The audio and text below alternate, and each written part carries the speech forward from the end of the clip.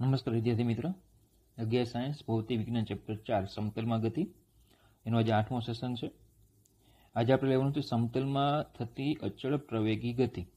સમતલમાં અચળ પ્રવેગી ગતિ એના સમીકરણો આપણે અચળ પ્રવેગી ગતિના સમીકરણો ચેપ્ટર 3માં ભણી ગયા સુરેખ પથ ઉપર. આજે ચર્ચા કરશું સમતલમાં ગતિ માટેની અને દ્વિપરિમાણમાં સાપેક્ષ વેગ. એ પણ આપણે ચેપ્ટર 3માં ભણી ગયા છીએ સાપેક્ષ વેગ. તો આજે સમતલમાં લેવાનો છે 2 પરિમાણમાં અને સાથે કેટલાક દાખલાઓ છે. ચલો પહેલા ટોપિક લઈએ, સમતલમાં થતી અચળ પ્રવેગી ગતિ. બરાબર. ચલો તમે ચેપ્ટર 3માં તમને યાદ છે આપણે કેટલાક સૂત્રો ભણી ગયા છીએ. ચેપ્ટર 3માં આપણે કેટલાક સૂત્રો ભણી ગયા હતા, યાદ કરો એ કયા કયા સૂત્રો હતા. તો કે એક સૂત્ર હતું v બરાબર v0 પ્લસ at. બીજું સૂત્ર હતું d બરાબર v0t plus half at square. ડીની જગ્યાએ તમે x માઇનસ x0 પણ લખી શકો જો પદાર્થ ઉગમ બિંદુથી ગતિની શરૂઆત ન કરતો હોય તો. ચલો ત્રીજું સૂત્ર હતું d બરાબર v plus v0/2 into t. અને ચોથું સૂત્ર હતું v square minus v0 square બરાબર 2ad. તો આ બધા સૂત્રો આપણા અચળ પ્રવેગી ગતિ માટે હતા. બરાબર, અચળ પ્રવેગી ગતિ માટે હતા. તમને એમ પણ કીધેલું કે આ સૂત્ર ક્યારે એપ્લાય કરવાના. તો કે ભાઈ આ સૂત્રમાં x નથી એટલે કે d નથી. d ન હોય ત્યારે આ સૂત્ર એપ્લાય કરી શકો તમે. આમાં અંતિમ વેગ નથી ત્યારે આ એપ્લાય કરી શકો.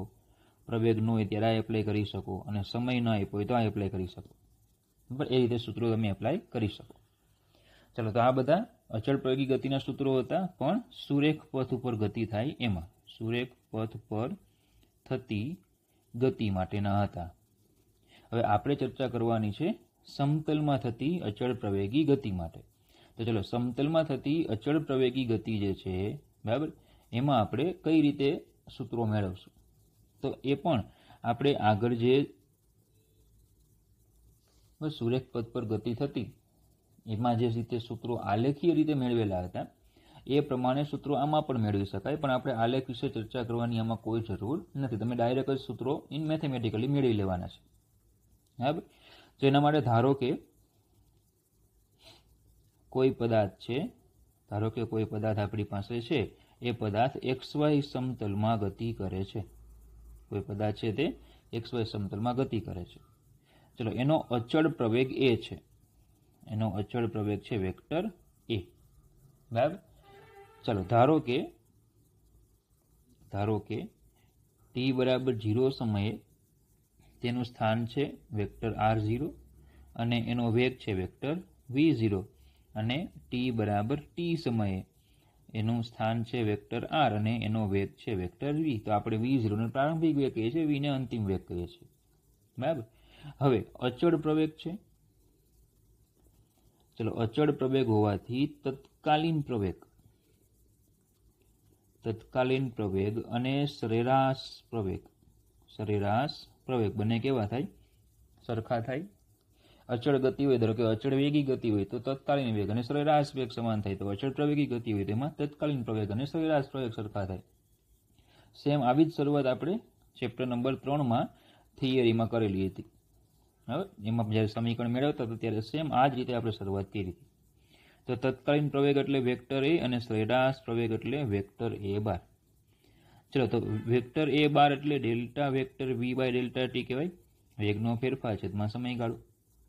ચલો, ડેલ્ટા વેક્ટર v એટલે અંતિમ વેગ માઇનસ પ્રારંભિક વેગ છેદમાં સમય, તો કે t માઇનસ 0. કારણ કે આ આપણો અંતિમ વેગ, આ પ્રારંભિક વેગ. તો v માઇનસ v0 કરો એટલે ડેલ્ટા v મળે અને t માઇનસ 0 કરો એટલે સમય મળે. ચલો, તો આ થઈ જશે vector v minus vector v0/t. તો ચલો, vector v minus vector v0 બરાબર વેક્ટર at. તો આપણે સૂત્ર મળે વેક્ટર v બરાબર vector v0 plus vector at. ચલો, આ થઈ ગયું આપણું ફર્સ્ટ ઇક્વેશન, અચળ પ્રવેગી ગતિનું સમતલમાંનું પહેલું ઇક્વેશન. ચલો, હવે જો કોઈ પણ સદિશવાળું સમીકરણ હોય તો એને 2 ઘટકોમાં તમે વિભાજિત કરી શકો. ધારો કે વેક્ટર a છે તો એના 2 ઘટક પડતા axi વત્તા ayj. આ એનો કહેવાય x ઘટક, આ એનો કહેવાય y ઘટક. તો અહીંયા પણ કોઈ પણ સમીકરણ તમારું સદિશવાળું છે તો તમે એના ઘટકો લખી શકો, મતલબ કે જો આ રીતે ઘટકોના સ્વરૂપમાં, જો તમારે ઘટકોના સ્વરૂપમાં લખવું હોય તમે લખી શકો. ચલો આવું જ સૂત્ર લખવાનું. ચલો વેગ જે છે વેગ વી, વેક્ટર વી છે તો એને પણ આ રીતે લખાય vx i કેરેટ વત્તા vy j કેરેટ, બરાબર. તો પછી એનો ખાલી x ઘટક ધારો કે હું લખું, x ઘટકનું સમીકરણ, ખાલી x ઘટક લખવાનું, બધાના x ઘટક લખવાના, બધાના. ચલો વેક્ટર વી તો એની જગ્યાએ એનો x ઘટક એટલે vx, અહીંયા v0 તો એનો જગ્યાએ x ઘટક એટલે v0x, અહીંયા પ્રવેગ તો પ્રવેગનો x ઘટક એટલે ax. અચ્છા, સમય તો અચળ હોય ને, સદિશ રાશિ છે, એના ઘટક પડે નહીં. બોલો x ઘટકનું સમીકરણ મળી ગયું. હવે છે y ઘટકનું સમીકરણ. ચલો y ઘટકનું સમીકરણ, તો આ સમીકરણમાં જ્યાં જ્યાં x હોય ત્યાં ત્યાં y લખી નાખવાના. તો vy બરાબર v0y વત્તા ayt. તો યાદ રાખજો, કોઈ પણ સદિશવાળું સમીકરણ હોય એને, આ તો આપણે સમતલમાં ગતિ હતી, બે ઘટકોમાં વિભાજિત કર્યું, તમે ત્રીજો ઘટક z ઘટકનું સમીકરણ પણ લખી શકો છો. સમતલમાં છે એટલે બે ઘટક થાય, ત્રિપરિમાણમાં હોય તો ત્રણ ઘટક આવે, ભલે ખબર પડે. આમ કોઈ પણ સદિશ સમીકરણ હોય એને આવી રીતે ઘટકોમાં બે સમીકરણ તમે બનાવી શકો. કેટલા સમીકરણ બનાવી શકો? બે, બરાબર. ચાલો તો એક સમીકરણ થઈ ગયું. ચાલો હવે આગળ વધીએ કે આપણે એનું પ્રારંભિક સ્થાન લીધું છે વેક્ટર r0, અંતિમ સ્થાન લીધું છે વેક્ટર r, બરાબર. આ t બરાબર 0 સમય સ્થાન છે, આ t બરાબર t સમય સ્થાન છે. એનો પ્રારંભિક વેગ લીધો આપણે વેક્ટર v0, અંતિમ વેગ લીધો આપણે વેક્ટર v. તો પછી t સમયગાળામાં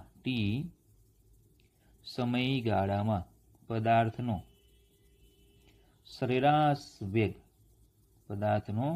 સરેરાશ વેગ મારે લખવો હોય, બરાબર, v એવરેજ મારે લખવું હોય અથવા તો v બાર મારે લખવો હોય તો vector v plus vector v0/2 આવું લખી શકાય, બરાબર. કેમ આવું લખી શકાય? તો કે ચેપ્ટર 3માં આપણે ભણી જ ગયા છીએ તે આ સૂત્ર આપણે સાબિત પણ કરેલું હતું કે જો અચળ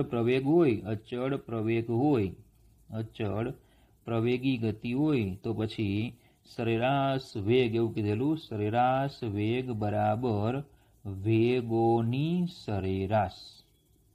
અચળ પ્રવેગી ગતિમાં સરેરાશ વેગ એટલે વેગોની સરેરાશ, આવું લખી શકાય છે. તો પછી જો હું સ્થાનાંતર લખું, સ્થાનાંતર એટલે સરેરાશ વેગ ગુણ્યા સમયગાળો એવું લખાય, કારણ કે સરેરાશ વેગ એટલે સ્થાનાંતરના છેદમાં સમયગાળો, તો પછી સ્થાનાંતર એટલે સરેરાશ વેગ ગુણ્યા સમયગાળો. ચલો આ એનો પ્રારંભિક સ્થાન સદિશ, આ એનો અંતિમ સ્થાન સદિશ, તો સ્થાનાંતર સદિશ એટલે vector r minus vector r0.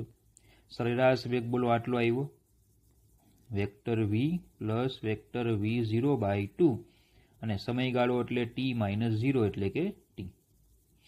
જો આ થઈ જશે vector r minus vector r0 equal to vector v plus vector v0/2 into t. ચલો આ થઈ ગયું આપણું બીજું સમીકરણ. કોના જેવું સમીકરણ આવ્યું? જો d બરાબર v plus v0/2 into t. તો ચલો આપણે બે સમીકરણ મેળવી લીધા, એક તો આ મળી ગયું, એક આ મળી ગયું, બરાબર. ચાલો હવે નવા સમીકરણો તરફ જઈએ. એના માટે ઉપરનું જે સમીકરણ છે એમાંથી હું v ની કિંમત, અહીંયાથી આ જે v ની કિંમત છે એ v ની કિંમત આપણે અહીંયા મૂકી દઈએ, બરાબર. તો સમીકરણ 1 પરથી ચલો આને કહી દઈએ નંબર 2. આવું લખાશે vector r minus vector r0 equal to v ની જગ્યાએ શું લખવાનું? v0 plus at plus vector v0 જે હતા જ છેદમાં 2 પણ હતો ઇન્ટુ t.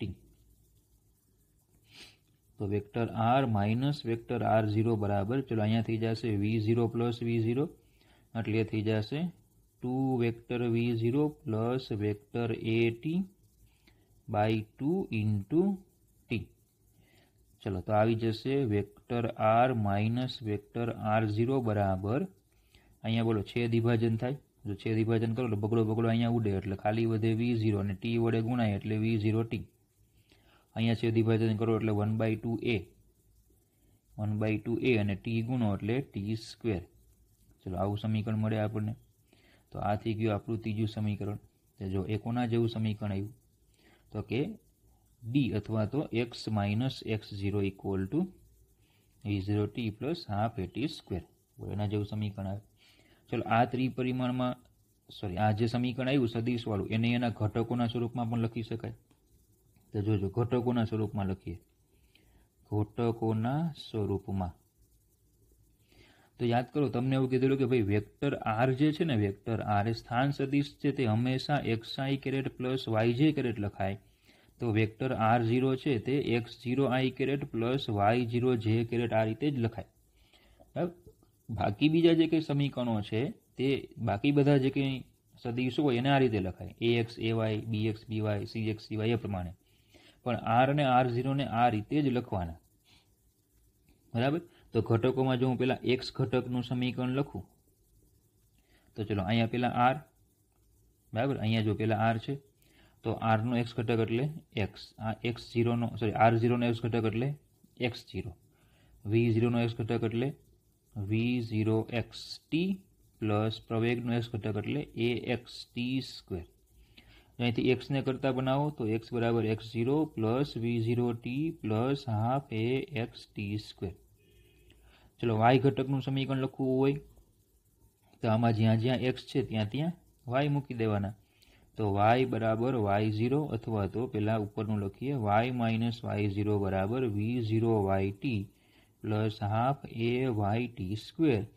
તો y બરાબર y0 પ્લસ v0yt પ્લસ ½ આ રીતે આપણે લખી શકીએ. ખબર પડે? બરાબર. ચલો હવે આ જે સમીકરણ આવ્યા ને એનું અર્થઘટન શું થાય એની ચર્ચા કરીએ. એનું અર્થઘટન શું થાય તો કે x અને y દિશાઓમાંની જે કંઈ બધી ગતિઓ હોય x અને y દિશાઓમાંની ગતિઓને એકબીજાથી સ્વતંત્ર ગતિ, આ બંને ગતિઓ જો હોય એને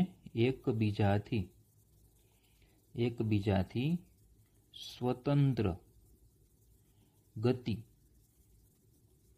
તરીકે ગણી શકાય છે. x અને y દિશાઓમાંની જે કંઈ ગતિ હોય એને એકબીજાથી સ્વતંત્ર ગતિઓ તરીકે ગણી શકાય છે. હવે આનો મતલબ શું તો કે સમતલમાં થતી અચળ પ્રવેગી ગતિને, જોજો સમતલમાં અચળ પ્રવેગી ગતિ થતી હોય તો એને બે સ્વતંત્ર એક સાથે અચળ પ્રવેગથી એક પરિમાણમાં પરસ્પર લંબ દિશાઓમાં થતી ગતિ સ્વરૂપે દર્શાવી શકાય છે. બરાબર. જોજો શું કહેવા માંગે, સમતલમાં જો કોઈ ગતિ થતી હોય તો એવી અચળ પ્રવેગી ગતિને બે સ્વતંત્ર એક સાથે અચળ પ્રવેગથી એક પરિમાણમાં પરસ્પર લંબ દિશાઓમાં થતી ગતિ વડે દર્શાવી શકાય છે. દાખલા તરીકે આપણે આગળ જતા આવી રીતે ગતિની ચર્ચા કરશું કે ધારો કે આ XY સમતલ છે, કોઈ પદાર્થ જે છે એ આ રીતે ગતિ કરે છે, કોઈ પદાર્થની ગતિ મને આ રીતે આપી છે. બરાબર. તો હવે મારે આ ગતિનું વર્ણન કરવું હોય તો હું આ ગતિને બે ગતિઓમાં વિભાજિત કરી શકું. બરાબર. આ ગતિને બે ગતિમાં વિભાજિત કરી શકું. એક જાણે કે આ દિશામાં ગતિ થાય છે અને બીજી જાણે કે આ દિશામાં ગતિ થાય છે. આ બંને ગતિઓનું સંયોજન થાય એટલે આવી ગતિ બને. પદાર્થ આમે ગતિ કરે છે ને ઉપર જાય છે, નીચે આવે છે. બરાબર. તો આ બંને ગતિઓનું આપણે સંયોજન કરીએ એટલે શું થઈ જાય, આવી ગતિ મળે. તો જો સમતલમાં એમ કીધું સમતલમાં અચળ પ્રવેગથી ગતિ થતી હોય તો એને બે સ્વતંત્ર, મતલબ કે x અક્ષ પર જે ગતિ થાય એની અસર y અક્ષ વાળાને ન થાય. અને y અક્ષ પરની ગતિની ચર્ચા કરતા હોય તો x અક્ષને લેવા દેવાની. એટલે ધારો કે તમે ઊંચાઈની વાત કરતા હો કે હા ભાઈ આ ઊંચાઈ કેટલી પ્રાપ્ત એની વાત કરતા હોય તો તમારે આની કોઈ ચર્ચા નહીં કરવાની. x વાળી જે ગતિ હોય x બરાબર, એની કોઈ વાત નહીં કરવાની. જો તમારે એક્સ કેટલું અંતર કાપે, આમ કેટલે દૂર સુધી જાય, એની ચર્ચા કરતા હોય તો ઊંચાઈની વાત નહીં કરવાની. બંને કેવી? એકબીજાથી સ્વતંત્ર. બંને ચર્ચા તમે એક સાથે કરી શકો. અચળ પ્રવેગથી એક પરિમાણમાં કરી શકો, કારણ કે બંનેના પ્રવેગ તો અચળ છે જ, ટોટલ ગતિ અચળ પ્રવેગી છે. એટલે એક પરિમાણમાં ગતિની ચર્ચા કરી શકો. મતલબ એક પરિમાણમાં એટલે કે ધારો કે તમે એક અક્ષ પરની, ભાઈ અહીંયાથી ફેંકવામાં આવ્યો, અહીંયા સુધી પદાર્થ ફેંકો, તો બોલો આ સુરેખ પદ પર ગતિ થઈ. ઉપર ફેંકો, નીચે આવ્યો, પદાર્થ ઉપર ગયો, નીચે આવ્યો, કારણ કે આમ જ્યારે જશે ત્યારે શું થાય? શરૂઆતમાં ઉપર જાય પછી નીચે આવશે, તો ઉપર ગયો નીચે આવ્યો, એટલે એક પરિમાણ થઈ ગયું કે નહીં? પરસ્પર લંબ તો છે, જો એક આમ થાય ને એક આમ થાય, પરસ્પર લંબાઈ છે. તો એમ કહેવાય કે જ્યારે પણ સમતલમાં ગતિ થતી હોય ને, ટૂંકમાં ફાઇનલ તમને કહું, સમતલમાં ગતિ થતી હોય તો એને તમે બે ગતિઓમાં, બે નહીં હું તો કહું ત્રણ ગતિઓમાં, જો સમતલમાં થતી હોય તો બે ગતિ, અવકાશમાં થતી હોય તો ત્રણ અલગ અલગ ગતિઓમાં વિભાજિત કરી શકો તમે. એમાં એકની અસર બીજા ન થાય. ખબર પડે? એક ગતિની ચર્ચા તમે કરતા હો તો એની અસર બીજાને થાય નહીં.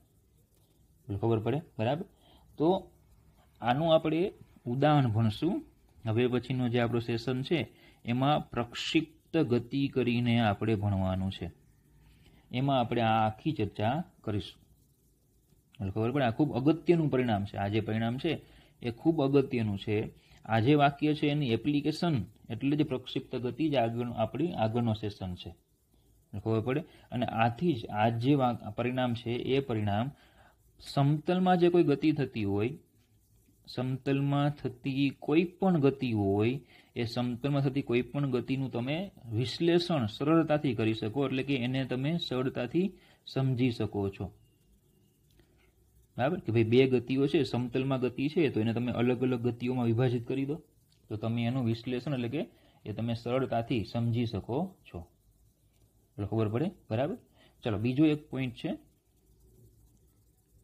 કે જે આપણે સમીકરણ ભણી ગયા હમણાં, વેક્ટર r બરાબર vector r0 plus vector v0t plus vector plus half vector a t square.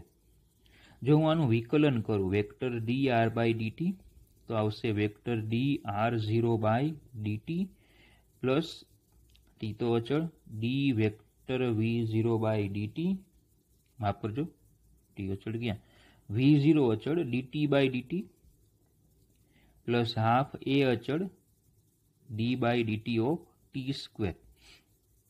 તો ચલો આનું વિકલન કરવું એટલે મને અંતિમ વેગ મળે, તો આનું વિકલન કરું તો મને પ્રારંભિક વેગ મળે. અરે ના, આ તો પ્રારંભિક સ્થાન સદિશ છે. પદાર્થે અહીંયાથી ગતિની શરૂઆત કરી, પછી અહીંયા પહોંચ્યો તો બદલાય કયો સદિશ? એનો અંતિમ સ્થાન સદિશ બદલાય. ધારો કે અહીંયા પહોંચ્યો તો અંતિમ સ્થાન સદિશ બદલાય, પણ પ્રારંભિક જે સ્થાન સદિશ છે તો કેવો રહીએ? અચળ રહીએ. એનો મતલબ કે આ શું છે? અચળ છે. અચળ છે એટલે એનું વિકલન શું થઈ જાય? 0. ચલો અહીં dt બાય dt એટલે 1 અને plus half a t સ્ક્વેરનું 2t, તો સમીકરણ આવશે v બરાબર v0 પ્લસ at. જો સમીકરણ તમને મળી શકે, બોલો ખબર પડી જાય. બરાબર. બીજું કે આપણે એવી ધારણા લીધેલી કે ભાઈ t બરાબર 0 સમય પદાર્થે નો સ્થાન સદિશ r છે, સોરી માફ કરજો, t r0 છે, t બરાબર t સમય એનો સ્થાન સદિશ વેક્ટર r છે. તો જો આ જે સમીકરણ છે, આ વેક્ટર r બરાબર vector r0 plus vector v0t plus half a t square. જો આમાં હું t બરાબર 0 મૂકી દઉં તો મને શું મળશે? r બરાબર r0 મળી જાય કે નહીં? એટલે કે પ્રારંભિક સ્થાન સદિશ મળી ગયું r0, જે આપણે ધારણા લીધેલી. બરાબર. ટૂંકમાં આપણે જે સમીકરણ મેળવ્યા છે એ આપણી ધારણા પ્રમાણે બંધ બેસતા બેસે છે. બરાબર. તો ચલો આ હતી બે પરિમાણમાં અચળ પ્રવેગી ગતિના સમીકરણ. હવે તમે એક બાબત નોંધ કરી હોય તો આપણે 3 સમીકરણ મળ્યા, એક સમીકરણ નથી મળ્યું. જો આ કયું સમીકરણ બાકી છે? v² માઇનસ v0² બરાબર 2ad. આપણે આ સમીકરણ નથી મળ્યું. હવે જો આમાં આ v² વર્ગ થાય ને એટલે એ હંમેશા અદિશ હોય. વર્ગ થાય એટલે અદિશ હોય. પ્રવેગ જે છે એ સદિશ છે અને સ્થાનાંતર પણ સદિશ છે. એનો મતલબ કે અહીંયા બે સદિશોનો ગુણાકાર છે અને એ સદિશોના ગુણાકારથી મને અદિશ મળે છે. આવા ગુણાકારને અદિશ ગુણાકાર, આવા ગુણાકારને અદિશ ગુણાકાર અથવા ડોટ ગુણાકાર કહે છે. તો એ આપણા સિલેબસમાં આપ્યો નથી. અદિશ ગુણાકાર જે છે એ આપણા સિલેબસમાં આપેલો નથી, એટલે આપણને આવું સમીકરણ મળશે નહીં. આપણા સિલેબસમાં છે પણ ચેપ્ટર નંબર 6માં છે, એટલે આપણે ચેપ્ટર નંબર 6માં એનો અભ્યાસ કરશું ડોટ ગુણાકારનો. અને ત્યારે આ સમીકરણ જે છે એમાં ફરક કાંઈ નથી પડતો. સમીકરણ આવું આવશે v² - v02 બરાબર 2 vector a dot vector d. અહીંયા ડોટ ખાલી કરવાનો હોય. તો એ સદિશોનો અદિશ ગુણાકાર છે. શું કહેવાય એને? સદિશોનો અદિશ ગુણાકાર. આઈ થિંક JEE નીટમાં તમને સરે કરાવ્યું હોય, બરાબર, પણ આપણે બોર્ડના સિલેબસમાં 6થા ચેપ્ટરમાં છે, એટલે એમાં જ આપણે અભ્યાસ કરશું. આપણે વચ્ચે હમણાં લેવાની કોઈ જરૂર નથી. અને આને રિલેટેડ એક સ્વાધ્યાયમાં એક દાખલો પણ છે જે તમને અડધો કરાયો છે. પેલો i² + j² ને -i² + j² વાળો એક પ્રકારનો દાખલો હતો કે નહીં, એની રકમ પણ મેં અધૂરી લીધેલી. તમે દાખલો પણ અડધો કરાયો છે. હજી એનો અડધો પોર્શન બાકી છે, એ ડોટ ગુણાકાર પર આધારિત છે. એ ચેપ્ટર 6 પૂરું થાય પછી આપણે દાખલો લઈશું, બરાબર. ચાલો નેક્સ્ટ લઈએ, દ્વિપરિમાણમાં સાપેક્ષ વેગ. ચલો આ દ્વિપરિમાણમાં સાપેક્ષ વેગની બધી ચર્ચા ચેપ્ટર 3માં કરી ગયા છે, એટલે કોઈ ચર્ચા આમાં નથી. માત્ર ને માત્ર એના સૂત્રો છે. તો ધારો કે એ પદાર્થ છે એનો વેગ છે વેક્ટર va, બી પદાર્થ છે એનો વેગ છે વેક્ટર vb. એ પદાર્થનો વેગ વેક્ટર va, બી પદાર્થનો વેગ વેક્ટર vb. તો પછી તમને એમ કહીએ કે પદાર્થ a નો પદાર્થ b ની સાપેક્ષે વેગ, તો કહીશું આપણે વેક્ટર vab. પદાર્થ એનો વેગ b ની સાપેક્ષે, તો વેક્ટર va - વેક્ટર vb આવું લખાય. એવું ચેપ્ટર 3માં પણ આપણે કર્યું છે, એ જ લખવાનું છે. કાંઈ બીજી કોઈ ડિટેલ આમાં આપી નથી. બાકી બધા કન્સેપ્ટ આપણે ચેપ્ટર 3માં ભણી ગયા. પદાર્થ વેક્ટર b નો, માફ કરજો અહીંયા વેક્ટર a ને b ક્યાં, પદાર્થ b છે ને પદાર્થ a છે. પદાર્થ b નો પદાર્થ a ની સાપેક્ષે વેગ, તો એને કહી દઈએ વેક્ટર ba, એટલે આવશે વેક્ટર vb - વેક્ટર va. બીજું, ચલો આમાંથી માઇનસ કોમન કાઢો એટલે વેક્ટર va - વેક્ટર vb લખાય. તો પછી બોલો આ જ સમીકરણ થઈ ગયું, એટલે આ લખાશે માઇનસ વેક્ટર vba. તો આપણે ત્યારે પણ કહેતા કે એની સાપેક્ષે b નો વેગ અને b ની સાપેક્ષે એનો વેગ એ સમાન મૂલ્ય અને વિરુદ્ધ દિશામાં હોય છે. મૂલ્યો કેવા હોય? સમાન. એ તમને આપણે ચેપ્ટર 3માં ઉદાહરણ આપીને સાબિત પણ કરાવેલું, બરાબર. ચાલો, તો સાપેક્ષ વેગ બસ ખાલી આટલું જ છે. ચેપ્ટર 4માં ખાલી આટલું જ છે, અને પરીક્ષામાં પૂછાય તો 2 માર્કમાં આટલું પૂછાય, બરાબર. એટલે જોવાનું, દ્વિપરિમાણમાં સાપેક્ષ વેગ સમજાવે એવું પૂછાય તો તમારે ખાલી આટલું લખવાનું છે, બરાબર. ચાલો, તો હવે આપણે દાખલા તરફ જઈએ. જે આજે આપણે અચળ પ્રવેગી ગતિના સમીકરણ ભણી ગયા એનો જ ઉપયોગ કરીને દાખલા આપણે ચર્ચા કરીએ. ચાલો જોજો. t બરાબર 0 સમય એક કણ ઉગમ બિંદુ પાસેથી, ચલો ઉગમ બિંદુ પાસેથી મતલબ કે અહીં વેક્ટર r0 તમારે r0 લઈ લેવાનો. ઉગમ બિંદુ પાસેથી 5i² મીટર સેકન્ડ ઇન્વર્સના વેગથી ગતિ શરૂ કરે. ગતિ શરૂ કરો એટલે એ પ્રારંભિક વેગ થઈ ગયો 5i² metre second inverse. XY સમતલમાં તેની પર બળ એવી રીતે લાગે કે જેથી તેનો આટલો અચળ પ્રવેગ હોય. તો તમને એ પ્રવેગ આપી દીધો, પ્રવેગ 3i² વત્તા 2j² મીટર સેકન્ડ -2. તો જ્યારે એનો x યામ 84 હોય ત્યારે y યામ કેટલો અને એની ઝડપ કેટલી? પહેલા જનરલ ડિસ્કશન લઈ લેજો. કઈ ચર્ચા નથી આપી? તો કે અંતિમ વેગની માહિતી આપી નથી. તો અંતિમ વેગ ન હોય એવું સૂત્ર કયું આપણું? પણ સદિશ વાળું લેવાનું, બરાબર. અંતિમ વેગ નો એવું સૂત્ર ચેપ્ટર 3નું કયું? d બરાબર v0t + ½ તો અહીંયા લખવાનું r - r0 બરાબર વેક્ટર v0t + ½ વેક્ટર at². ચલો હવે r જે છે, r ની જગ્યાએ શું લખાય? xi² + yj², r0 તો 0 છે, ઇક્વલ ટુ, ચલો v0 5i² છે એટલે 5ti² વત્તા હાફ. ચલો પ્રવેગ કેટલો છે? 3i² વત્તા 2j² અને t², તો એમ જ આવશે.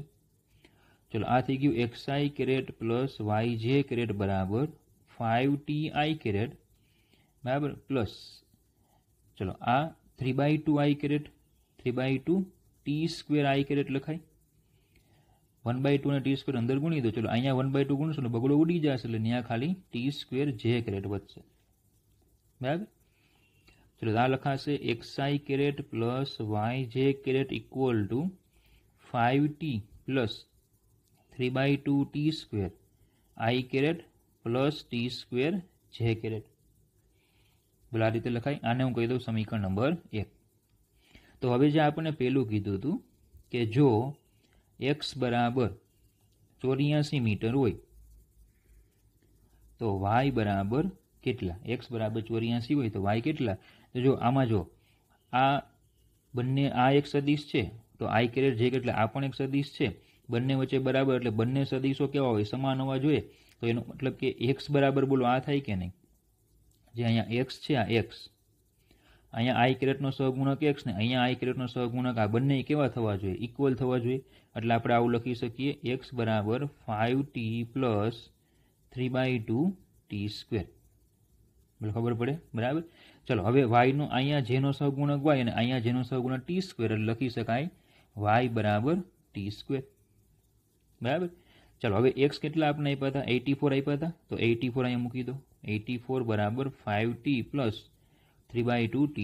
ચલો 84 બે લસા લઈ લઈએ એટલે 84 ગુણ્યા 2 થશે એટલે 168 બરાબર 10t પ્લસ 3t². એટલે આ થશે 3t² વત્તા 10t માઇનસ 168 બરાબર 0.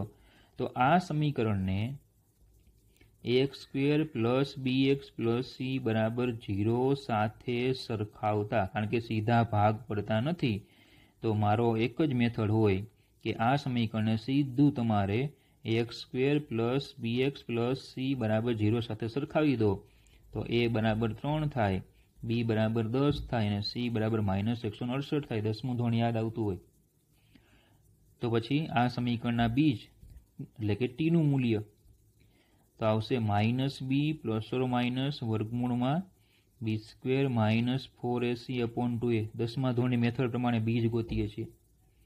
-10 abc ની કિંમત મૂકી દો એટલે આ 10નો વર્ગ માઇનસ 4a બરાબર 3 c બરાબર માઇનસ 168 આ છેદમાં 2 આ 3.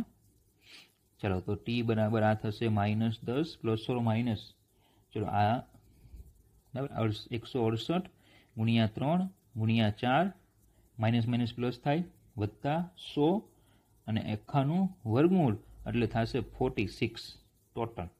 એક જ વખતમાં જવાબ આવી જવો જોઈએ. તો એનો મતલબ કે આ t બરાબર -10 પ્લસ 46/6 લખાય અથવા t બરાબર -10 માઇનસ 46/6 લખાય. તો આ તો શક્ય નથી કારણ કે એમાં આન્સર કેવો આવશે? માઇનસમાં આવશે. તો એનો મતલબ કે આ એક જ જવાબ આવશે. તો 46 માઇનસ 10 બાય 6 એટલે 6 સેકન્ડ આવશે. તો આપણે x84 હોય ત્યારે y કેટલા એવું કીધેલું? તો y બરાબર કેટલા? t² છે તો t કેટલા મળ્યા આપણને? 6 મળ્યા. તો 6 નો વર્ગ એટલે y બરાબર 36 મીટર. બોલો y થઈ ગયો, t થઈ ગયો. હવે કીધેલું b તે સમયે કયા સમયે? t બરાબર 6 સેકન્ડ સમયે કણની ઝડપ કેટલી? હવે ઝડપ ગોતવાની છે. જોજો તે સમયે એટલે કે 6 સેકન્ડ સમયે. ચલો b t બરાબર 6 સેકન્ડ સમયે કણની ઝડપ. તો ચલો ઝડપ ગોતી છે. સૂત્ર લઈ લો. v બરાબર v0 પ્લસ at. v બરાબર v0 પ્લસ at. તો આવશે v બરાબર ચલો v0 તમારી સામે રકમ છે 5i² પ્લસ પ્રવેગતો 3i² વત્તા 2j² અને સમય આવ્યો તો 6. તો v બરાબર 5i² plus 18i² plus 12j² અંદર ગુણી દીધા આને. બરાબર. તો વેક્ટર v બરાબર ચલો આ થઈ જશે 23i² વત્તા 12j². ઓકે. તો ચલો એનું મૂલ્ય લઈ લઈએ એટલે માનાંકમાં વેક્ટર v બરાબર વર્ગમૂળમાં 23 નો વર્ગ વત્તા 12 નો વર્ગ એટલે એ થઈ જશે 23 નો વર્ગ કરો ગુણ્યા વત્તા 144 કરી નાખો 12 નો વર્ગ અને વર્ગમૂળ લઈ લો એટલે 25.9422 મીટર સેકન્ડ ઇનવર્સ. આ થઈ ગયો v. બરાબર. તો આ રીતે આખો દાખલો થાય. તમને 4 માર્ક્સમાં પૂછાય એવો મોટો દાખલો છે. 4 માર્ક્સમાં તમને પૂછી શકે એવો મહત્વનો દાખલો પણ છે. બરાબર. હવે ધારો કે આ દાખલામાં ખબર ન પડી હોય તો તમારી પાસે આજે બીજો ચાન્સ છે. બરાબર. બીજો દાખલો લઈએ. સેમ આની જેવો જ દાખલો. બરાબર. ચેન્જીસ કોઈ નથી. આની જેવો જ દાખલો તમને અહીંયા બીજો આપેલો છે. બરાબર. ચાલો જોજો શું કીધું. જો પેલા t બરાબર 0 સમયે ઉગમ બિંદુ આવે એટલે કે r0 બરાબર 0. અહીં વેક્ટર r0 બરાબર 0 10 જે કેરેટ મીટર સેકન્ડ ઇન્વર્સના વેગથી ગતિ શરૂ કરે છે એટલે એ થઈ ગયો v0. 10 જે કેરેટ મીટર સેકન્ડ ઇન્વર્સ. અને XY સમતલમાં તેનો અચળ પ્રવેગ આપ્યો છે. ચલો પ્રવેગ આપી દીધો તમને 8i કેરેટ વત્તા 2j caret metre second minus 2. તો તેનો x યામ 16 થાય ત્યારે y યામ કેટલો અને તે સમયે ઝડપ કેટલી. પહેલાના જેવી જ મેથડ છે તો પહેલાના જેવા જ સ્ટેપ હું લઉં છું. ચલો હવે પહેલાં તો કયું સૂત્ર લીધેલું. વેક્ટર r માઇનસ r0 બરાબર vector v0t plus half vector a t square. ચલો r ની જગ્યાએ લખાય xi caret plus yj caret. r0 તો 0, v0 એટલે 10tj કેરેટ પ્લસ આ પ્રવેગની કિંમત મૂકો 8i caret plus 2j caret t square. એટલે આ થશે xi caret plus yj caret બરાબર 10tj કેરેટ પ્લસ અહીંયા છેદ વિભાજન કરો એટલે 4t square i caret plus t square j caret. બરાબર. તો આવશે xi caret plus yj caret બરાબર. ચલો આમાં i વાળા કયા છે 4t સ્ક્વેર અને j વાળા કયા છે 10t વત્તા t સ્ક્વેર j કેરેટ. બરાબર. i વાળા અને j વાળા જે છે એને ભેગા કરી દેવાના. બરાબર. ચલો આને હું કહી દઉં સમીકરણ નંબર 1. અને હવે આપણને એ શું આપ્યું હતું કે ભાઈ x બરાબર કેટલા હોય 16.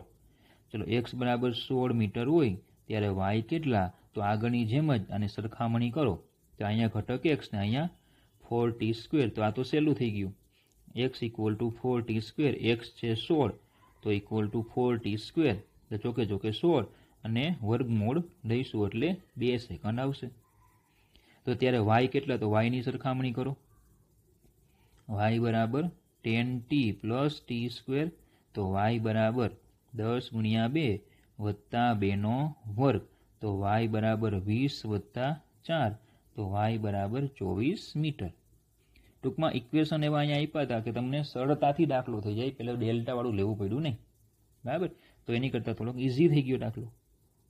હવે બી હતો કે t બરાબર તે સમયે વેગ કેટલો એટલે કે t બરાબર 2 સેકન્ડે વેગ ગોતવાનો છે આપણે. ઓકે. ચલો t બરાબર 2 સેકન્ડે વેગ ગોતવું હોય તો સમીકરણ લીધેલું આપણે વેક્ટર v બરાબર વેક્ટર v0t. તો એમાં કરજો v બરાબર v0 પ્લસ at. ચલો બધી કિંમત મૂકો. વેક્ટર v બરાબર ચલો v0 હતા આપણા 10 j કેરેટ એટલે અહીંયા આવશે 10 j કેરેટ પ્લસ પ્રવેગ આપણો હતો 8i કેરેટ વત્તા 2j કેરેટ ઇન્ટુ t. પ્રવેગ આપણે આપ્યો હતો 8i કેરેટ વત્તા 2j caret into t. t કેટલા મૂકવાના 2. તો વેક્ટર v બરાબર 10j કેરેટ વત્તા 16i કેરેટ વત્તા 4j કેરેટ.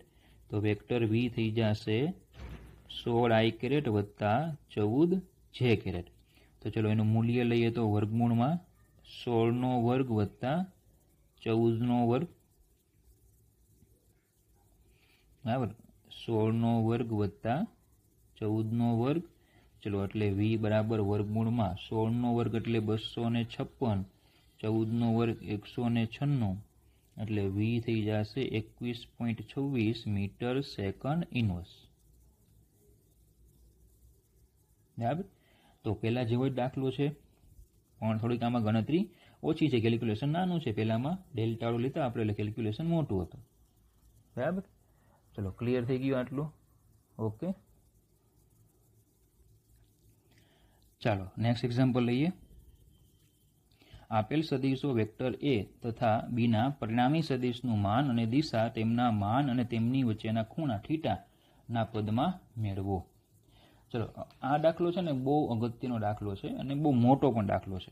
તમને પરીક્ષામાં બે સદીશો આપ્યા હશે, વેક્ટર એ અને વેક્ટર બી. બરાબર, દાખલા તરીકે ધારો કે આપણી પાસે આ બે સદીશ છે, આ છે વેક્ટર એ અને આ છે વેક્ટર બી. બરાબર, તો આ બંને સદીશો જે છે એ એકબીજા સાથે ખૂણો બનાવે છે થીટા. અહીંયા જે ખૂણો બને છે એ છે થીટા. બરાબર, આને આપણે ઓ કહી દઈએ, આને આપણે કહી દઈએ પી અને આને કહી દઈશું આપણે ક્યુ. આ છે આપણો સદીશ વેક્ટર એ, આ છે આપણો સદીશ વેક્ટર બી. બરાબર, તો એ બંને સદીશ વચ્ચેનો ખૂણો થીટા છે. આપણે આનું પરિણામી સદીશનું માન અને દિશા ગોતવાના તથા તેમના માન અને તેમની વચ્ચેના ખૂણાના પદમાં જ ગોતવાના. બરાબર, તો હવે આપણે શું કરીએ કે આ ચતુષ્કોણ જે છે એ પૂર્ણ કરીએ, પણ એની પહેલાં વેક્ટર બી જેવો જ હું એક બીજો સદીશ અહીંયા દોરું. બરાબર, વેક્ટર બી જેવો જ કીધું છે, જોજો, વેક્ટર બી જેવો જ એક બીજો સદીશ આપણે અહીંયા દોરીએ તો આ રીતે દોરાશે. વેક્ટર બી જેવો જ છે એટલે ચલો હવે આને અહીંયા પૂર્ણ કરીએ એટલે આ રીતે થાય. ઓકે, ચલો આને અહીંયા લઈ લઉં, હું લંબ દોરી દઉં અહીંયા એટલે આ રીતે થશે અને આને અહીંયા કમ્પ્લીટ કરીએ આટલું. ઓકે, તો પરિણામી સદીશ કયો થશે? પરિણામી સદીશ બોલો આપણો આ થશે. બરાબર, પરિણામી સદીશ જે છે એ આ સદીશ જે છે એ આપણો પરિણામી સદીશ થશે. આપણે એના વિશે ચતુષ્કોણની મેથડમાં ભણી ગયા છીએ. એટલે આ કયો સદીશ થશે? આપણો વેક્ટર આર. પરિણામી સદીશ ધારો કે એ સાથે આલ્ફા ખૂણો બનાવે છે અને બી સાથે બીટા ખૂણો બનાવે છે. પરિણામી સદીશ જે છે એ સાથે આલ્ફા ખૂણો બનાવે અને બી સાથે બીટા ખૂણો બનાવે. ચલો, આ આપણો સદીશ વેક્ટર બી જ છે, આ ખૂણો છે થીટા. બોલો, ખબર પડે? એ સદીશ વેક્ટર બી જ છે, ખૂણો થીટા છે. આને હું એન કહી દઉં અને આને કહી દઉં એસ. બરાબર, હવે હું અહીંયાથી એક લંબ દોરું, જોજો, અહીંયાથી આની ઉપર એક લંબ દોરીએ એટલે આ રીતે આવશે. આ થઈ ગયો લંબ અને હું કહી દઉં એમ. બરાબર, તો બોલો આ રીતે પહેલાં તો આખી આકૃતિ ક્લિયર થઈ ગઈ તમારે. બરાબર, ચાલો બીજી એક વાત કે અહીંયા આ જે ખૂણો છે એ ખૂણો પણ બીટા થાય. બરાબર, આ જે ખૂણો છે એ ખૂણો પણ કેવો થશે? બીટા જ થશે, કારણ કે આ સદીશ આર અને આ છે બી. તો એટલે ટૂંકમાં આમ કહેવાય કે આને હું આરને જો આમ આગળ વધારું, બીને આમ આગળ વધારું, તો બોલો આ ખૂણો બીટા છે કે નહીં? આર અને બી વચ્ચેનો ખૂણો, આર અને બી વચ્ચેનો ખૂણો. તો સેમ એ જ વસ્તુ અહીંયા થઈ. તો સામસામેના ખૂણા સરખા હોય તો બોલો એ ખૂણો કયો થાય? બીટા જ થાય. બોલો, ખબર પડે તમને? બરાબર, એ ખૂણો પણ બીટા થશે. ઓકે, ચાલો, તો તમે આકૃતિમાં રીતે સદીશો, તમને ખાલી સદીશ કઈ આપ્યા છે? આ રેડ કલરનું જેટલું છે ને એ આપ્યું હશે, બીજું તમને કશું આપ્યું નહીં હોય. તમારી પરીક્ષામાં તૈયાર કરવું પડશે, દોરવું પડશે. બરાબર, હવે આ જે પરિણામી સદીશ છે એ પરિણામી સદીશને જો મારે સદીશના સ્વરૂપમાં લખવું હોય તો આ રીતે લખી શકું, વેક્ટર આર બરાબર વેક્ટર એ વત્તા વેક્ટર બી, કારણ કે ચતુષ્કોણની રીત. બરાબર, બંને સદીશો એક બિંદુમાંથી દોરી દીધા, ચતુષ્કોણ પૂર્ણ કર્યો, તો બંનેના છેદન બિંદુથી સામેના બિંદુને જોઈન્ટ કરો તો એ થઈ ગયું પરિણામી સદીશ વેક્ટર આર, વેક્ટર એ વત્તા વેક્ટર બી. ઓકે, ચાલો હવે ગણતરી પેલી લઈએ આપણે. હું ત્રિકોણ લઉં છું ઓ એસ એન. આપણો મુખ્ય ત્રિકોણ હશે, મોટો ત્રિકોણ ઓ એસ એન, મોટો ત્રિકોણ એ. બરાબર, હવે જો એમાં આ વેક્ટર બી જ છે, બોલો છે કે નહીં આ વેક્ટર બી? તો વેક્ટર બી અહીંયા થીટા ખૂણો બનાવે. તમને એવું કીધેલું જેની સાથે ખૂણો બનાવે એ કોસ. તો આ થઈ જાય બી કોસ થીટા, તો પછી આ થઈ જશે બી સાઇન થીટા. બોલો, ખબર પડે? આ થઈ જશે બી કોસ થીટા, તો આ કયો થાય? બી સાઇન થીટા. ખૂણો બનાવી કોસ, બીજો સાઇન, ઊભો આવે સાઇન, આડો આવે કોસ. તો ત્રિકોણ ઓ એસ એન જે છે એમાં હું આ રીતે લખી શકું કે O S square equal to O N square plus N S square. O S square equal to O N square plus S N square. બરાબર, ચલો ઓ એસ એટલે આર છે, એટલે કે આર સ્ક્વેર બરાબર ઓ એસ એટલે કોણ? તો કે આર આપણો. તો ચલો આ કેટલું થાય ટોટલ, તો કે અહીંયા સુધી તો એ છે અને પછી આ બી કોસ થીટા એટલે આ લખાશે એ પ્લસ બી કોસ થીટા વત્તા એનએસ એટલે કેટલો બી સાઇન થીટા, ચલો બંનેનો વર્ગ. તો આ થઈ જશે આર સ્ક્વેર બરાબર A square plus 2ab cos theta plus B square cos square theta plus B square sine square theta. ચાલો તો આ થઈ જશે R square equal to A square plus 2ab cos theta plus B square common કાઢો એટલે આવશે sine square theta વત્તા cos square theta. ચલો આના બરાબર શું થઈ જશે 1 નિત્યસમ. તો આર સ્ક્વેર બરાબર એ સ્ક્વેર વત્તા બી સ્ક્વેર વત્તા 2ab કોસ થીટા. તો આપને આર મળી જશે આર બરાબર વર્ગમૂળમાં એ સ્ક્વેર વત્તા બી સ્ક્વેર વત્તા 2ab કોસ થીટા. તો જો આરનું મૂલ્ય મળી ગયું, મૂલ્ય થઈ ગયું એનું માન અને એમની વચ્ચેના ખૂણાના સંદર્ભમાં. હવે ચર્ચા કરવાની છે એની દિશાની, બરાબર. એટલે બીજી ગણતરીઓ સ્ટાર્ટ કરીએ આપણે. ચલો આમાં હું ત્રિકોણ ફરીથી એ જ લઉં છું OSN. જોજો હવે બે સરખી ગણતરીઓ છે. ત્રિકોણ પહેલા હું લઉં છું OSN, જે આપણો મોટો ત્રિકોણ છે તે. તો એમાં હું જો આલ્ફા ખૂણો લઉં, સાઇન આલ્ફા લઉં, તો સાઇન આલ્ફા બરાબર સામેની છેદમાં કર્ણ. સાઇન આલ્ફા શું આવશે? સામેની છેદમાં કર્ણ એટલે આવું આવશે. સાઇન આલ્ફા બરાબર સામેની એટલે SN ને છેદમાં કર્ણ એટલે OS. બોલો ખબર પડે? તો સાઇન આલ્ફા બરાબર SN ના છેદમાં OS. સાઇન આલ્ફા બરાબર SN ના છેદમાં OS. તો SN બરાબર OS સાઇન આલ્ફા.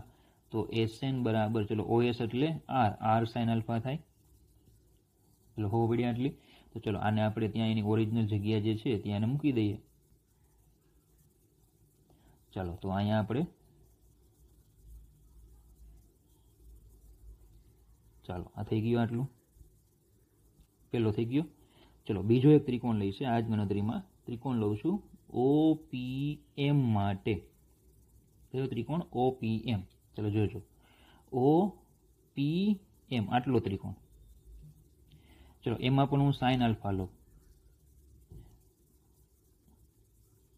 માફ કરજો, આપણે ત્રિકોણ લઈએ છીએ OSN. માફ કરજો ભૂલ થઈ ગઈ. OSN ત્રિકોણ છે OSN માટે.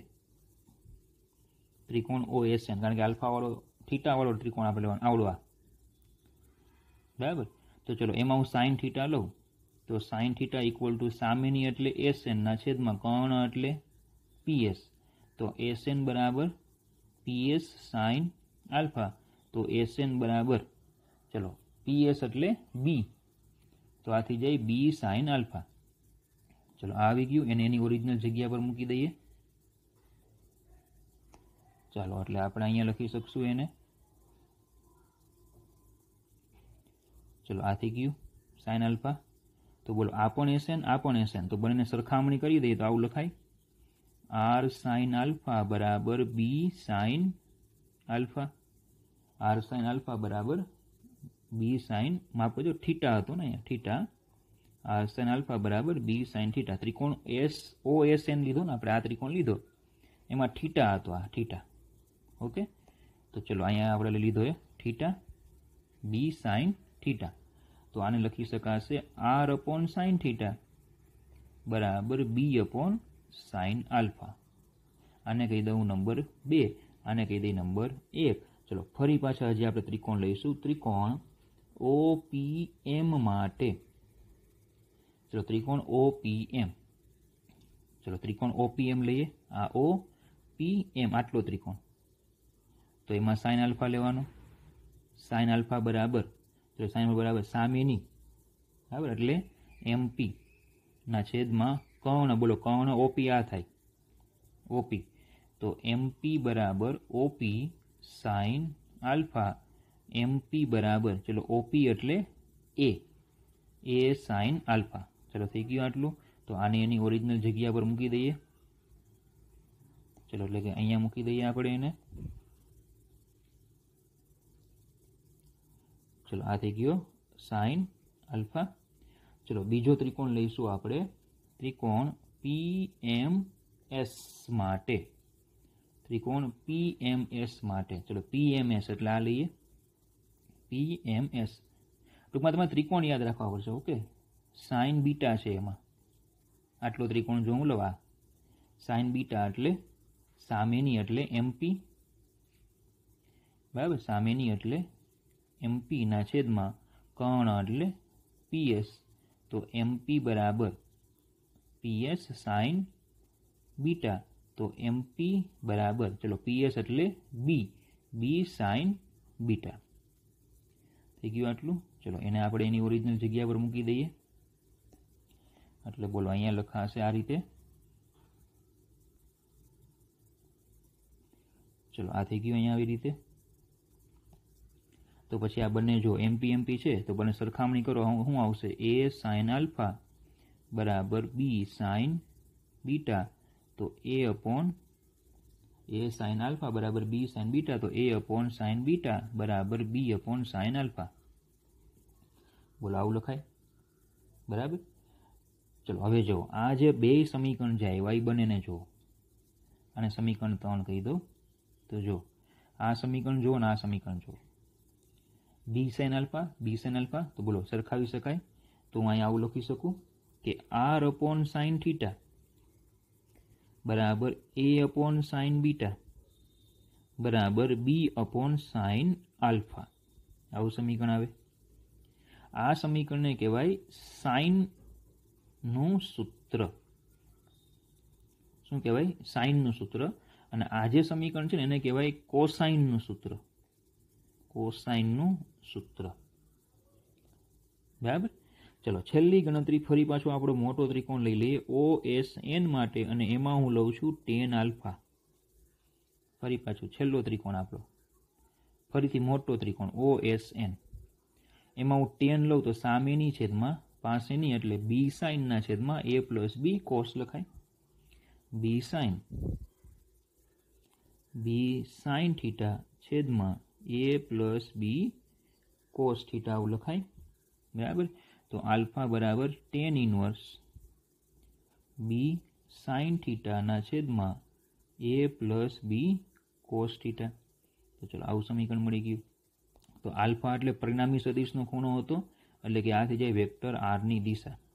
ટૂંકમાં વેક્ટર આરની દિશા શોધવા માટે તમારી પાસે આ પણ ઇક્વેશન છે અને આ પણ ઇક્વેશન છે. તમે કોઈ પણ ઇક્વેશનનો ઉપયોગ કરીને વેક્ટર આરની દિશા મેળવી શકો છો, બરાબર. અને તમારે ત્રિકોણ આમાં ખાસ યાદ રાખવા પડશે. કયા કયા ત્રિકોણ? એક તો પહેલાં તો OSN, બરાબર. પછી આપણે બે ત્રિકોણ લીધા, બેની પેર લીધી. તો એમાં લીધો OSN મોટો, આ OSN મોટો અને એની જવા નાનો, બરાબર. પછી આ વચ્ચેના બે, બરાબર, વચ્ચેના જે બે છે તે લીધા. ઓકે, તો મોટો દાખલો છે, 4 માર્કમાં પૂછાય એવું. અને સૂત્રો પણ તમારે યાદ રાખવાના છે એના આરના જે આવ્યા તે. હવે આના ઉપરથી આપણે એક યાદ રાખો, એક નોંધ કરવાની છે, બરાબર. નોંધમાં કંઈક આવું છે કે વેક્ટર R બરાબર વેક્ટર A વત્તા વેક્ટર B છે. વેક્ટર R બરાબર વેક્ટર R વત્તા વેક્ટર B હોય તો એનું પરિણામી જે આવ્યું એ આવ્યું A² વત્તા B² વત્તા 2AB cos થીટા. હવે જો આમાં A બરાબર B હોય, A અને B ના મૂલ્યો જો સરખા હોય તો આને લખી શકાશે A² વત્તા 2A² cos થીટા. જો A અને B ના મૂલ્યો સરખા હોય એટલે આમ લખી શકાય. તો આ થઈ જશે વર્ગમૂળમાં 2A² plus 2A² cos theta. તો R બરાબર, ચલો આમાં 2A² કોમન આવે અને વર્ગમૂળની બહાર નીકળી જાય તો √2A થાય. તો વર્ગમૂળમાં 1 પ્લસ cos થીટા થાય, બરાબર. હવે અહીંયા તમે JEE નીટમાં ત્રિકોણમિતિમાં એક સૂત્ર ભણી ગયા હોય કે cos 2 થીટા બરાબર 2 cos² થીટા -1. આ cos 2 થીટાના સૂત્રો છે. મેથ્સવાળાને તો મેથ્સમાં લગભગ આવતા જ હોય, પણ બાયોવાળાને તમારે આ સૂત્રો યાદ રાખવા પડશે. તો આમાંથી હું 1 + cos 2 થીટા કરું, 1 + cos 2 થીટા એટલે થઈ જશે 2 cos સ્ક્વેર થીટા.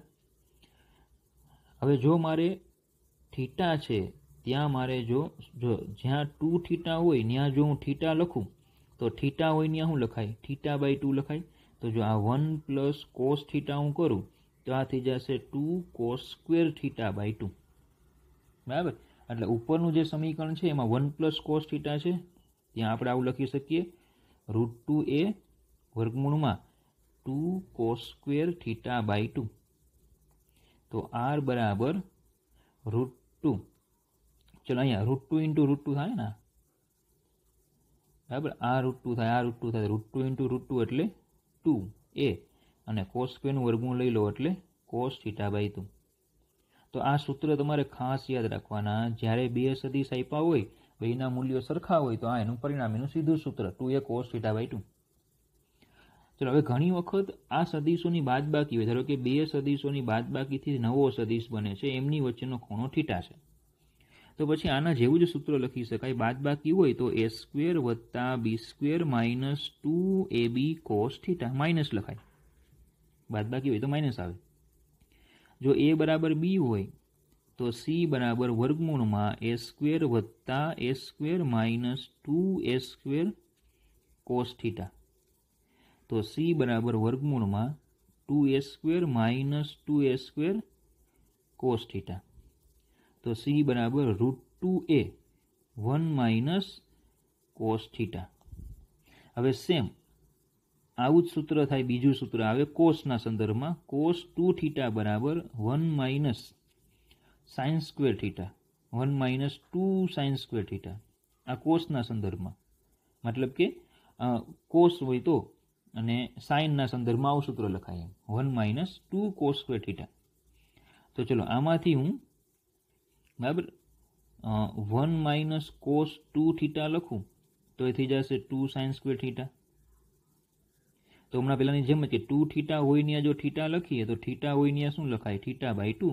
તો 1 - cos θ બરાબર 2 sin² θ/2. તો તમારે આ બંને સૂત્રો છે ને આ યાદ રાખવાના છે. આ જે સૂત્રો રહ્યા નહીં, મેથ્સવાળાઓને મેથ્સમાં આવી જ જશે, બાયોલોજીવાળાઓને સૂત્રો તમારે યાદ રાખવા પડશે. આ cos 2θના સૂત્રો છે. એમ sin 2θના સૂત્રો પણ આવે, જે આપણે જ્યારે જરૂર પડશે ત્યારે તમને કરાવીશ. તો c બરાબર આ થઈ ગયો √2a અને આ થઈ જશે 1 - cos એટલે 2 sin² θ/2. તો c બરાબર √2 એટલે 2a sin θ/2. તો જો બે સદિશ આપ્યા હોય, બંનેના મૂલ્યો સરખા હોય, બરાબર, તો પછી તમે સીધું સૂત્ર મૂકી શકો 2a sin θ/2. બરાબર. તો આ સૂત્ર તમારે યાદ રાખવાનું. ચલો બીજી વાત કે આપણે આમાં tan આલ્ફાનું સૂત્ર હમણાં મેળવી ગયા. tan આલ્ફાનું સૂત્ર શું હતું? tan આલ્ફા બરાબર b cos θ છેદમાં a + b sin θ હતું. બરાબર. તો જો બાદબાકી હોય ને તો tan આલ્ફા બરાબર b cos θ છેદમાં a - b sin θ આવશે. તો આ પણ તમારે યાદ રાખવાનું, પરિણામી સદિશનો ખૂણો શોધવા માટેનું. બરાબર. આ યાદ રાખવું અને આ પણ યાદ રાખવું, ખબર પડે? ઓકે. ચાલો, તો આ નોંધ છે, એમાં ખાસ સૂત્રો તમારે તૈયાર કરવાના છે. બરાબર. MCQમાં તમને ઉપયોગી થશે. ચાલો, 13મો દાખલો છે સ્વાધ્યાયનો 4.13. એક વ્યક્તિ સ્થિર પાણીમાં 4 કિલોમીટર પ્રતિ કલાકની ઝડપે તરી શકે છે. એટલે વ્યક્તિ જે છે, જો પાણી સ્થિર હોય તો એ વ્યક્તિ 4 કિલોમીટર પ્રતિ કલાકની ઝડપે પાણીમાં તરી શકે. એટલે તમને જે માણસ છે એનો વેગ આપ્યો છે 4 કિલોમીટર પ્રતિ કલાક. 1 કિલોમીટર પહોળાઈની નદી, એટલે જે નદીની પહોળાઈ છે એ 1 કિલોમીટર છે. 3 કિલોમીટર પ્રતિ કલાકની અચળ ઝડપથી વહી રહ્યું હોય, નદીનું પાણી જે છે એનો વેગ જો 3 કિલોમીટર પ્રતિ કલાક હોય અને વ્યક્તિ આ વહેણને લંબ રૂપે તરવાનો પ્રયત્ન કરે તો કઈ રીતે? જો તો નદીનો વહેણ છે, ધારો કે આ જે છે એ નદીનો વહેણ છે, એટલે કે આમાં જે પાણી છે એ વહી રહ્યું છે આ દિશામાં. તો પછી નદી જે છે એના પાણીનો વેગ આ રીતે હોય. નદીના પાણીનો વેગ આ રીતે હોય અને વ્યક્તિને જવું છે એને લંબ રૂપે, એટલે કે આમ. વ્યક્તિ આમ જવાનો પ્રયત્ન કરવાનો છે, વ્યક્તિને લંબ રૂપે જવું છે, એટલે આ દિશામાં એને જવાનું છે. બોલો, ખબર પડે? એટલે કે આ છે વેક્ટર vm અને આ છે વેક્ટર vw, પાણીનો વેગ. તો લંબ રૂપે જવાનો પ્રયત્ન કરતો હતો, એટલે આમ જવાનો પ્રયત્ન કરતો હતો.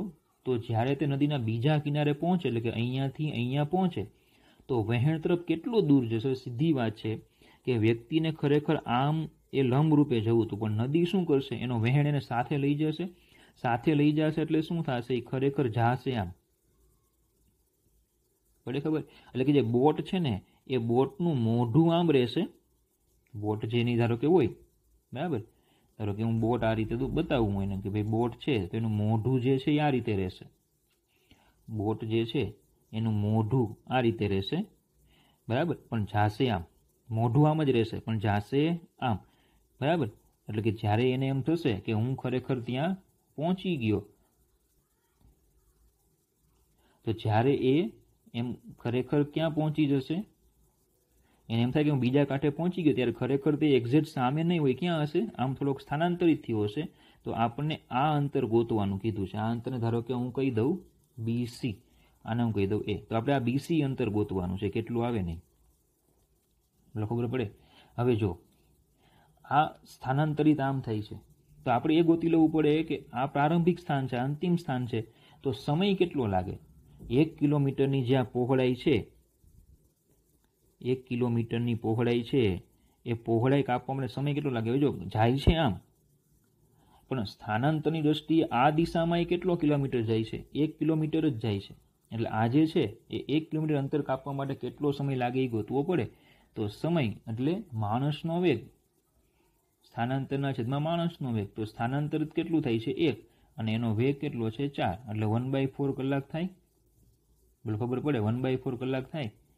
તો પછી હવે આ દિશામાં કાપેલા અંતર કેટલું? તો કે આ દિશામાં કાપેલા અંતર માટે આપણે આ દિશામાંનો વેગ લેવો પડે, બરાબર. તો પછી એ દિશામાં કાપેલું અંતર એટલે BC, તો એ દિશામાંનો વેગ એટલે VW ને સમય T. તો VW 4 અને આ 1/4, સોરી માફ કરજો, VW 3 અને સમય 1/4, તો થાય 3/4 કલાક. તો આવશે 3/4 ગુણ્યા 60 અથવા તો 0.75 કિલોમીટર, એટલે એ થઈ જશે 750 મીટર, બરાબર. 0.75 કિલોમીટર એટલે 750 મીટર. ટૂંકમાં એણે આ દિશામાં 750 મીટર અંતર કાપ્યું હોય, જે ખરેખર સામે પહોંચવું છે એની જગ્યાએ આ બાજુ સ્થાનાંતરિત થઈ જાય, બરાબર. તો સિમ્પલ દાખલો જ હતો એકદમ. ચલો, પછીનો દાખલો છે સ્વાધ્યાય 4.23. અવકાશમાં કોઈ સ્વૈચ્છિક ગતિ માટે નીચે આપેલ સંબંધો પૈકી કયો સાચો? હવે જો આવું સેમ દાખલો છે ને આપણે ત્રીજા ચેપ્ટરમાં આવ્યો હતો. સ્વૈચ્છિક ગતિ એટલે વ્યાપક રીતે કોઈ પણ ગતિ, એમ કોઈ પણ પ્રકારની ગતિ. તો એમાં કયા સૂત્રો લાગુ પડે? તો સરેરાશ વેગ એટલે v(t1) એટલે પ્રારંભિક વેગ, v(t1) એટલે પ્રારંભિક વેગ, v(t2) એટલે અંતિમ વેગ. તો આ થઈ ગયું v + v0/2 જેવું થઈ ગયું. તો આ તો ક્યારે એપ્લાય થાય? અચળ પ્રવેગી ગતિ હોય તો જ, નકર એપ્લાય થાય નહીં. ચલો, સરેરાશ વેગ એટલે v(r2) - r(t2) - r(t1), એટલે બોલો આ થઈ જાય સ્થાનાંતર, એટલે કે આ આપણો r થઈ જાય, આ આપણો r0 થઈ જાય. તો r - r0 એટલે સ્થાનાંતરના છેદમાં બોલો સમયગાળો. તો સરેરાશ વેગ એટલે સ્થાનાંતરના સમયગાળો, કોઈ પણ ગતિ માટે એપ્લાય થાય. ચલો, આ તો આપને ખબર પડે કે ભાઈ આ તો અચળ પ્રવેગી ગતિ હોય તો જ એપ્લાય થાય, એટલે સ્વૈચ્છિક ગતિમાં ન હાલે. બોલો, આ પણ અચળ પ્રવેગી ગતિ હોય તો જ એપ્લાય થાય, એટલે એ પણ સ્વૈચ્છિક ગતિ ન કહેવાય. અને સરેરાશ વેગમાં બોલો આ અંતિમ વેગ કહેવાય, આ પ્રારંભિક વેગ કહેવાય, છેદમાં સમયગાળો. એનો મતલબ કે આ કોઈ પણ ગતિ માટે એપ્લાય થાય, કારણ કે વેગનો ફેરફાર છેદમાં સમયગાળો, વેગનો ફેરફારના છેદમાં સમયગાળો. તો આ કોઈ પણ ગતિ માટે હાલે. ટૂંકમાં સ્વૈચ્છિક ગતિમાં તો કયા ચાલે? તો કે B અને E એ ચાલે જ્યારે A, C અને D એ પર્ટિક્યુલર અચળ પ્રવેગી ગતિ હોય, તો જ ચાલે, નકર ચાલે નહીં. તો અહીંયા આપણે સ્વૈચ્છિક ગતિ કીધી હતી, તો પછી સ્વૈચ્છિક ગતિમાં આ સમીકરણ એપ્લાય કરી શકાય નહીં, આ બે સમીકરણ એપ્લાય કરી શકાય. ઓકે, તો ચલો આજના સેશનમાં આપણે આટલું જ રાખીશું. Thank you.